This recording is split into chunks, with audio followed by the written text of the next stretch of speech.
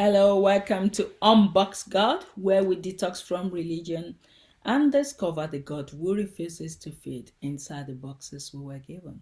I'm Tolu Sarah Jensen, and here we explore who God really is, beyond fear, beyond formulas, and beyond everything we were taught to perform.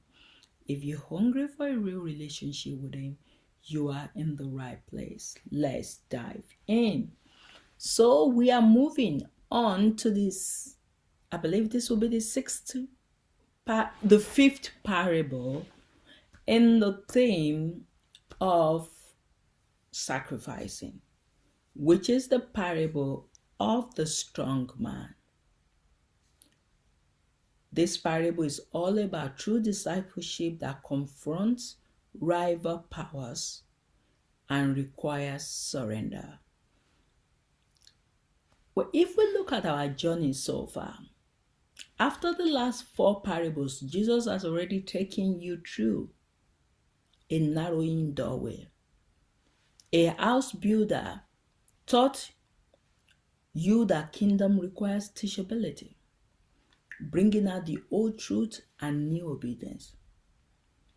The king's war plans forced you to face cost. Discipleship is not a poem, it is a battle. The two sons exposed honesty.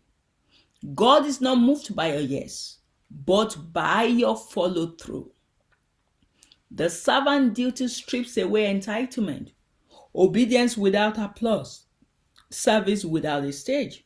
Now, Jesus turns the light towards something even more unsettling. There are rival powers that do not negotiate.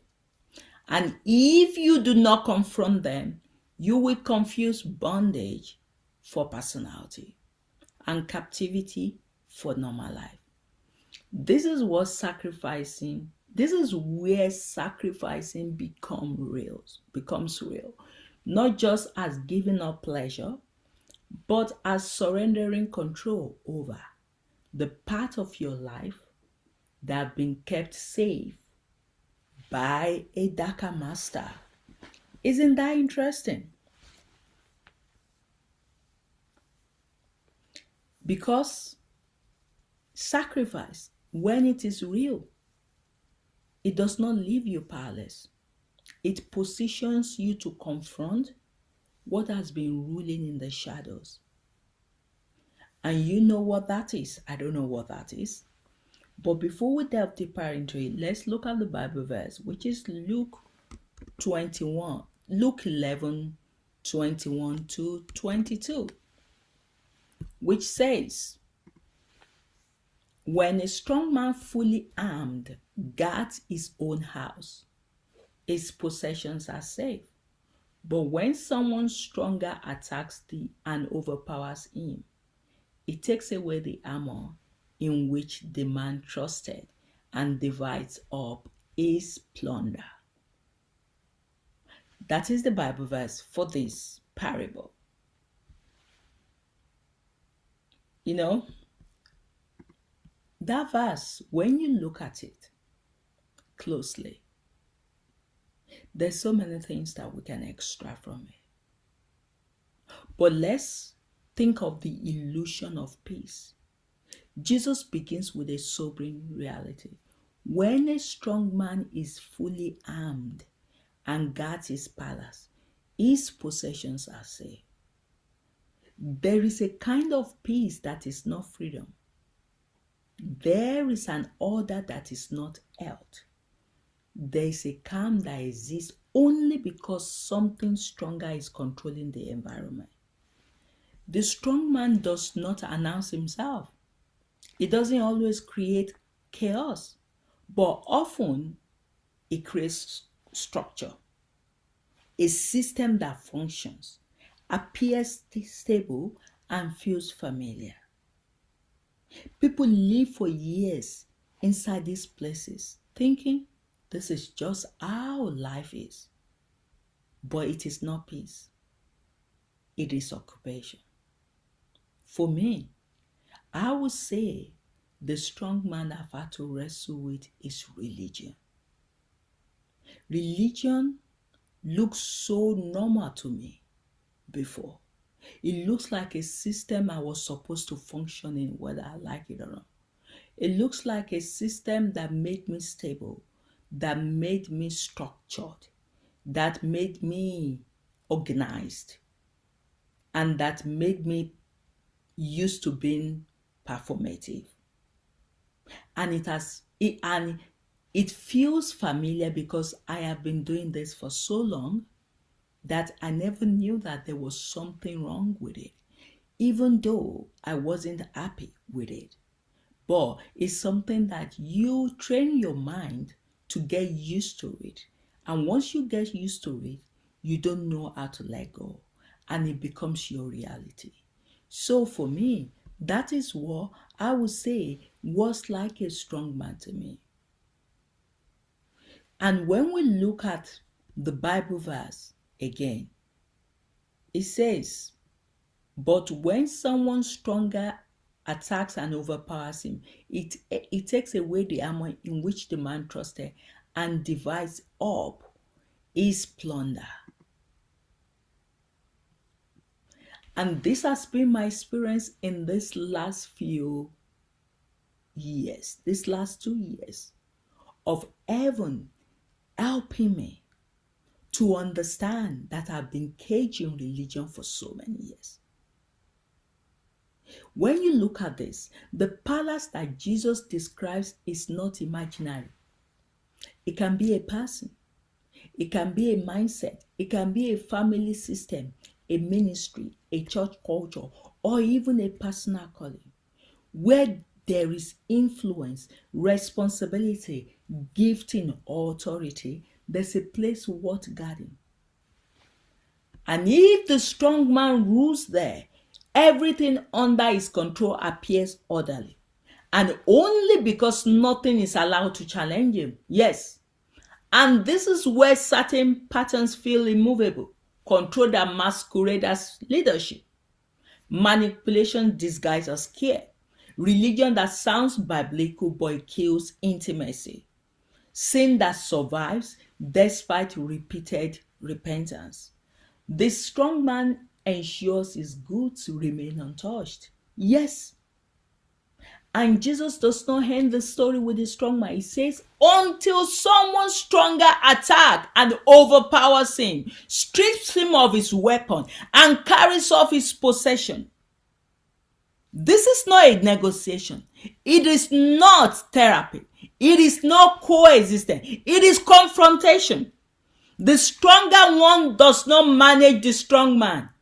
It disarms him. And this is where discipleship must mature beyond surface obedience, because polite Christianity avoids confrontation, but real authority requires it. Yes, there are things in your life that you need to confront. Because when you look at it, Jesus called it a palace. That means it doesn't look like a slum. It doesn't look like a wreck. And because many strongholds do not announce themselves as evil, they present as structure, as order, as safety, as identity, just like religion became identity. A strong man does not usually guard chaos. He guards system. He guards a pattern. He guards a coping mechanism. I've developed a coping mechanism over the years to cope with religion. It guards a secret agreement you made in pain. A survival strategy you learn so early, you now call it who I am. And within that palace, his good word stays undisturbed. Not because everything is good, but because everything is governed. That's what makes a strong man frightening. He doesn't just tempt, he organizes. And a lot of people are in heaven, and they're still controlled by various strongmen. Maybe a strong man of pleasure, maybe a strong man of religion. You know the strong man that you are battling with. And this is something that you need to deal with personally. Imagine this analogy. Imagine your life is a house. Most rooms are open. your worship, your love, your kindness, your service, your effort to obey. But there is one room that stays locked. You can live in this house and still avoid that door for years. You can even decorate the hallway with scriptures. You can sing louder in the living room. You can volunteer more in the kitchen. But the room remains locked. And behind it, something is living. Not always dramatic, not always violent. Something is simply ruling. It rules through fear, or through control, or through lust, or through manipulation, or through addiction, or through religious performance, or through pride disguised as discernment. The strong man keeps the room safe by keeping it sealed. Because the moment the door opens, he knows what happens. A stronger one enters. A lot of you are in heaven. Your heart is closed. As the message is coming, you are not even opening the door of your heart for it to. You are not allowing the word of God to disrupt that strong man. You close the door firmly. You're not willing to release it. And if you are not going to open the door, that strong man will continue to take over your life. And Jesus says the strong man is safe until someone stronger comes in. That someone stronger is not motivational talk. It is not willpower. Willpower doesn't work. It is not another Christian's habit added to an already crowded routine. It is authority. And authority is not proven by noise. Authority is proven by displacement. When the stronger one arrives, two things happen. He overpowers the strong man, meaning the hidden ruler is dethroned, not debated, not cancelled into surrender, dethroned. It strips him of his weapon, meaning the strategists lose power. The weapon might be intimidation, it might be shame, it might be confusion, it might be spiritual distortion, it might be manipulation. Sometimes even manipulation through sympathy, where a person uses crisis, pity, or threat to keep others trapped in rescuing them. So Jesus is teaching that darkness often wins, not because it is stronger, but because it is armed with patterns. And patterns feel like truth until truth confronts them. So what is the pattern that you have developed that you are not willing to let go? And this is why discipleship requires surrender. Because here is the part many people skip. They don't want Jesus to bring peace without taking the palace. Yes, but the stronger man's peace is a false peace. Yes, the peace that you think you're enjoying from religion, from your regimental activities that you need to perform every day. Yes, I've prayed for 2 hours so I feel better. It is a false peace. The strong man that you think you are enjoying in heaven, of just living in the pleasure of heaven, enjoying, thinking that you have peace, it is a false peace. It is the calm of captivity, the stability of a cage. So when Jesus begins to confront a strong man, life can briefly feel more turbulent. Not because God is failing, but because the prison is being opened. The journey of me letting go religion has not been easy. But I opened the door of my heart because I wanted to be teachable, to be able to learn. And this is why discipleship is costly, because surrender is not only about giving up bad things. Surrender is about handing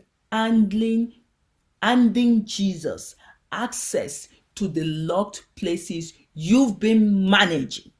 Do you want me to repeat it again? Surrender is not about handing Jesus access. Surrender is about handing Jesus access to the locked places you've been managing.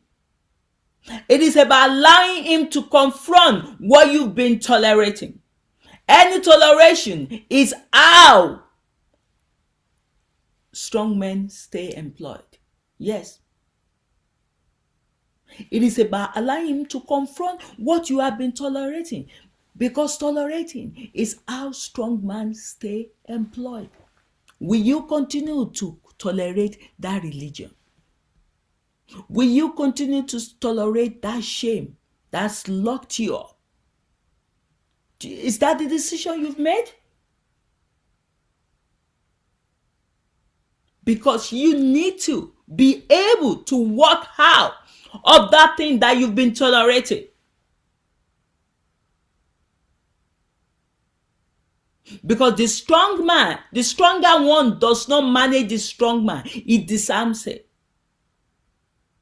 And this is why discipleship must mature beyond surface obedience. Because polite Christianity avoids confrontation. And you have to grow up. It's a decision that sacrifice comes first. Jesus does not give authority to the casual believer. He gives it to the surrendered ones. Only someone who has built a firm foundation, counted the cost, chosen obedience over appearance, learned to serve without recognition, can stand against a strong man without being corrupted, intimidated, or co-opted. Authority without sacrifice becomes domination. And sacrifice without authority becomes exhaustion. So Jesus forms both. The strong man is not powerful because he is loud. He is powerful because he is armed. His weapons are not always obvious. Deceptions that sound reasonable. Control that feels protective. Sympathy that manipulates. Religion that weaponizes scripture. Fear that silent truth. As long as this weapon remains intact, the palace remains occupied. Freedom does not come from managing symptoms. It comes from disarmament. Disarmament. And this is why deliverance, whether personal or communal, often feels violent in the spirit. Something must be stripped. Something must lose its hold. And the question I'm asking you is, what is holding you back? What is the strong man that has held you back from walking into the victory that's been made available for you in your walk with God, whether you are in heaven or on earth? Is it fear? Is it fear of surrendering? Is it lack of knowledge? Is it disobedience? Is it stubbornness? Is it pride? What is holding you back? You need to allow Jesus in to help you. Because Jesus adds a severe warning. He who does not gather with me scatters. There is no neutrality here, which means there's no neutral ground here. When a strong man is challenged, pressure increases, intimidation rises, division surfaces. Silence becomes argument, passivity becomes partnership. To stand with Jesus in this parable is to accept risk, misunderstanding, rejection, resistance, loss of comfort. This is why many avoid confronting struggle, because peace feels easier than freedom. But Jesus is clear. Non-participation is not innocence. So, are you ready to accept the risk of being misunderstood? I'm sure maybe a lot of people that watch me and Matthew's channel, they will misunderstand us. They don't get it. Are you happy to accept the risk of rejection? I don't care if people reject me. Are you happy to receive to the risk of resistance? People will resist your message. Are you happy to accept the risk of loss of comfort? That is what you need to ask yourself. Because when the strong man is overpowered, Jesus says the stronger one carries off his possession. The goods are not objects, they are people. Lives the goods are not object, they are people. Lives that were trapped become free. Environment once controlled begin to breathe. That has been my experience. Truth replaces manipulation, and love replaces fear, and worship becomes alive again. This is not destruction for destruction's sake. It is restoration through authority. And this authority does not belong to those who shout the loudest, but to those who surrendered the deepest. Are you going to surrender? I keep dipping myself in and in and in every day. You can never do too much for God. You can never love Him too much. And you can never surpass His love for you. It's gone all the way.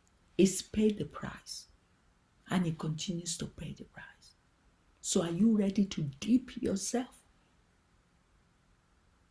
in His surrenderness? So there's a final tenderness here. Jesus does not say the person occupied by the strong man is evil. Often they are gifted. Often they are sincere. Often they are wounded. Their life has been hijacked, not divine. And this is where authority must always be paired with compassion. Deliverance without love becomes cruelty. And authority without mercy becomes abuse. So Jesus modeled both. And it's very important for you to be willing to let go.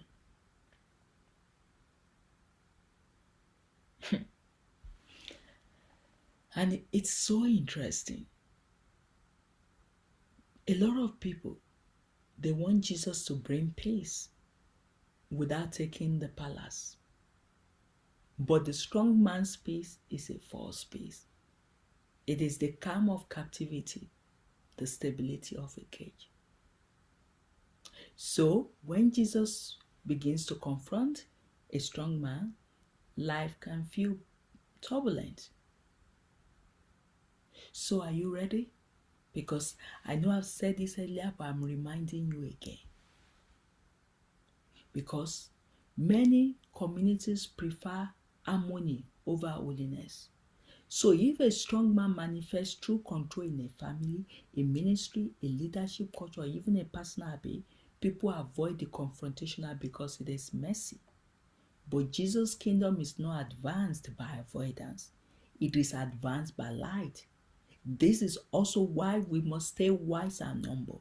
Not every strong personality is demonic, and not every conflict is spiritual warfare. Sometimes it is trauma. Sometimes it is immaturity. Sometimes it is unhealthy system. But Jesus' point remains. Real captivity as a ruler. And real freedom requires authority.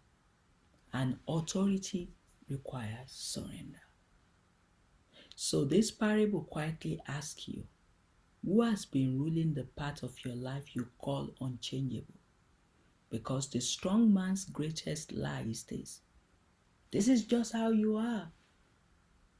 And Jesus' response is, no, this is what has been guarding you. And what has been guarding you has also been robbing you. It's robbing you of growing in heaven. It's robbing you of tenderness. It's robbing you of purity. It's robbing you of peace that is real. It's robbing you of a future that is free. It's robbing you of a relationship that you can have with God. So the kingdom does not move forward by wishing darkness away. It moves forward when you stand with the stronger one. And that is why this teaching belongs in sacrificing. Because sometimes the sacrificing is not money or time or comfort.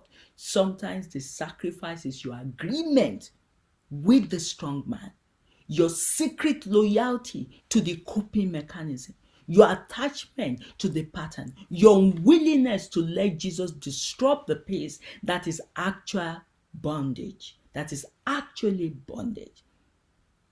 And when the stronger ones win, the goods are reclaimed. Your mind becomes clearer. That's been my testimony. Your love becomes steadier. Your worship becomes less performative and more true. Your life becomes less managed and more led. Not because you became perfect, but because the rightful king reclaimed the palace. So, if the servant duty taught you to obey with applause, the strong man teaches you to obey with courage. Because long obedience is not only endurance. Sometimes long obedience is confrontation. Not confrontation with people, but confrontation with the unseen rulers that have used people, used pain, used fear, used sin, and used religion itself to occupy territory that belongs to God. And the only way forward is the same way it has always been: surrender to the stronger one. Yes, that is the only way. You need to surrender to the stronger one. And that has been the decision I've made. I have surrendered to the stronger one. Because we all know that song that says, I surrender all to Jesus. And that is a declaration that you need to make yourself. Because you cannot confront a strong man while clinging to comfort. You cannot disarm darkness while negotiating with it. You cannot carry the spoils while refusing the cross. And this is where Jesus waited until the end to say this, because only surrendered disciples can stand this close to power without being consumed by it. So, the question this parable leaves you with is simple and terrifying. What strongholds have gone unchallenged in your life? Like I asked you earlier on, because you stopped that obedience and never moved into authority. Jesus does not ask you to fight in your own strength. He asks you to surrender enough. And his strength can move through you. And when that happens, the palace changes hands. And I hope you've been blessed by this parable. See you in the next parable. God bless.